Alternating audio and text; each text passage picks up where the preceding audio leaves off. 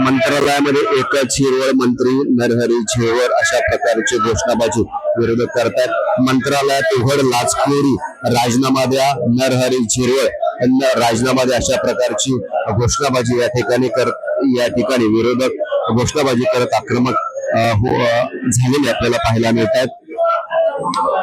अर्थसंकल्पीय अधिवेशनाचा आजचा दुसरा दिवस आहे आणि आजच्या दुसऱ्या दिवसापासूनच विरोधक आक्रमक झालेले आपल्याला पाहायला मिळतात।